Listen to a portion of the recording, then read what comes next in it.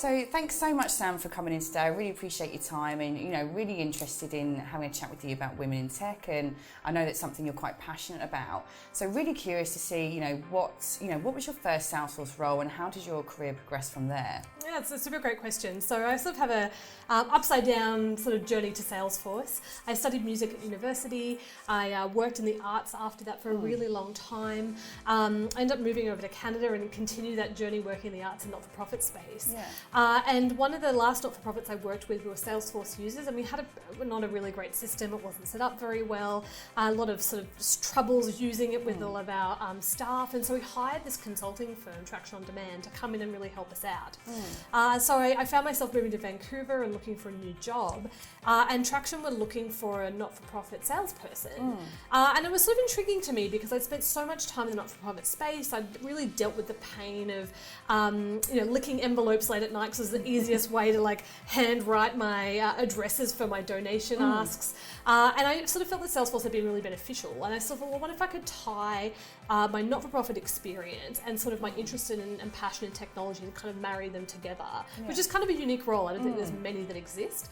And so, from there, I obviously went through the interview process and found myself getting into this business development role, which I probably didn't have much business being there, to be honest. But it actually kind of was fantastic because I could tie together what I cared about, the values I had as an individual, but then also kind of do some, supportive efforts to help uplift the not-for-profit space by looking not at, fundraising, but the technology that sits within those organisations is often, mostly forgotten about. People are stuck on Excel spreadsheets. So for me, it was really fantastic to do that and a really exciting way to kind of launch a new career outside of the not-for-profit space, but kind of keep that thread to my history as well. Yeah, that's amazing. Thank you.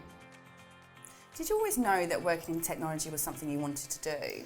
The honest answer is probably no. It's one of those things where, life experience begets life experience. As sort of my career progressed, I found there ended up being a bit of a common theme of challenge for sure, which was really around technology inhibiting my success in my kind of not-for-profit roles.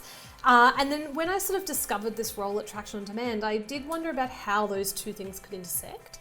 And I wanted to sort of see, well, is this a way that I can add value to these organisations and obviously open some much broader doors for myself when it comes to looking at different sectors and spaces globally? Would this be something that'd be very helpful for me in a career move? And it turned out it definitely was. Yeah, amazing. So what's it like to be a female in tech? Oh, that's an awesome question. I'm really fortunate I work for a company that sort of sees having women in leadership roles incredibly important. So we're B Corp certified, which sort of means that we are required to do this and sort of look at the role gender plays within the workplace.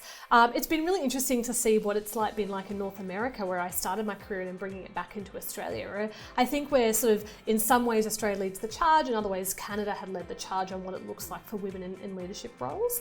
I would say it's still a glass ceiling to shatter. I am fortunate to work with a lot of incredible women who are not only proud and passionate, but incredibly capable and brilliant. But I would say that there's much less women that I can model myself off than the men that I am typically surrounded by. So I do see it personally as a responsibility to show other women who might be in sort of further down the chain roles, to show that it is possible, that you can have a really fulfilling career, you can dive into leadership, and that it is kind of possible. And I think that's really important because I didn't know if I ever saw a lot of that modelling myself. In the not-for-profit space, I'd say it's quite different from my sort of past. Lots of women, very few men. So it's been interesting to kind of translate the not-for-profit experience and the sort of the women that I aspired to be like, and then discovering that there weren't that many women doing it in the tech sector, and how can I kind of forge a bit of a path to support others to do what I've done. Yeah, that's amazing. And, how was it for you to bring Traction on Demand over to Australia? Yeah, I mean, it was a really cool and unique challenge. I don't think it's something that often happens, or a possibility or a career opportunity that people often put in front of you. It's been thrilling. It's definitely been challenging as well. I mean, no one knows you don't carry a brand. Your reputation is stuck in another country.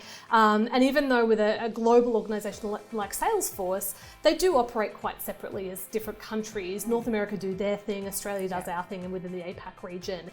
So it's been very much around how to kind kind of educate who we are, what we do, but also kind of, you become your own personal brand. You do find that the company is someone, something that exists on the other side of the world, and you become that company, which is a cool and unique challenge to tackle. Yeah, that's brilliant. What do you think is the best part of being a woman in the tech industry? Oh, I think it's a really interesting question. One of the things that I've been sort of exploring myself is around what does it mean for women to kind of show up in any industry. And I think, we're starting to see such a huge change with women in leadership roles, or starting to forge a new path within different sectors and verticals. But I would say that what women are now afforded is to kind of bring in not only their kind of professional capability, their intelligence, their education, but the things that kind of make women uniquely women, which every woman's different, so I don't want to purport that we're all the same, but I think you can kind of start to marry those maybe more feminine qualities, if that's a fair way of calling it, maybe more nurturing, empathetic.